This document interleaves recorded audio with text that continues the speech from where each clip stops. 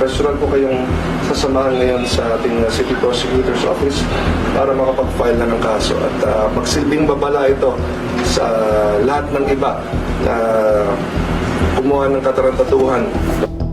Now on Top Stories, delivery rider na binasa ni Lexter Castro nagsampa na ng reklamo sa San Juan at tinulungan ni Mayor Zamora. Nagsampa na ng formal na reklamo ang isang delivery rider laban sa isang residente ng San Juan City na si Lexter Castro matapos itong makaranas ng labis na abala matapos mabasa ng tubig sa panahon ng Wata Festival noong Lunes, Hunyo 24. Personal na pinaunlakan ni San Juan City Mayor Francis Zamora ang delivery rider sa Office of the Prosecutor. Ayon sa rider, pinakiusapan niya ang residente na huwag siyang buhusan ng tubig dahil sa kanyang trabaho. Ngunit ang huli ay nagpakita ng hindi maayos na pag-uugali at binuhusan pa rin niya ito na may kasamang pang-aasar sa kanya. Nang tangkaing pigilan ng rider ang residente, sinimulan siyang wisikan ng huli gamit ang water dipper at hinampas ng kamao.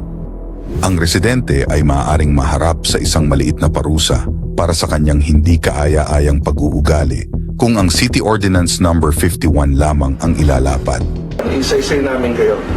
Gamit ang mga videos na hawak natin, na mga photos na nagsisirculate sa internet, pati yung mga sinasubmit na sa amin ngayon one by one sa aming opisina. We are now identifying everyone who violated our city ordinance. Ang ordinansang ito ay nagpaparusa sa mga residente na may multang 2,500 hanggang 5,000 pesos at sa loob ng 6 na araw na pagkakakulong.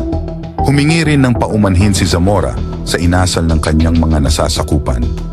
Ako humingi ng paumanhin at pasensya sa nangyari. Hindi po natin intensyon na magkaroon ng ganitong kaguluhan sa ating kapistahan. Kaya ako nga po ay nagpapasalamat sa iyo sapagkat punta ka rito para mag-file ng kaso.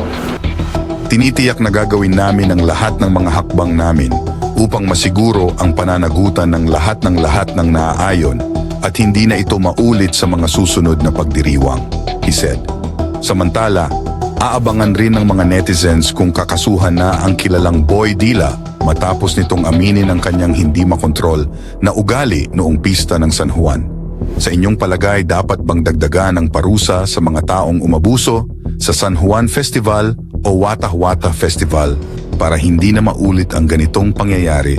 Feel free to comment and follow Top Stories for more updates kay Boy Dila or Lexter Castro.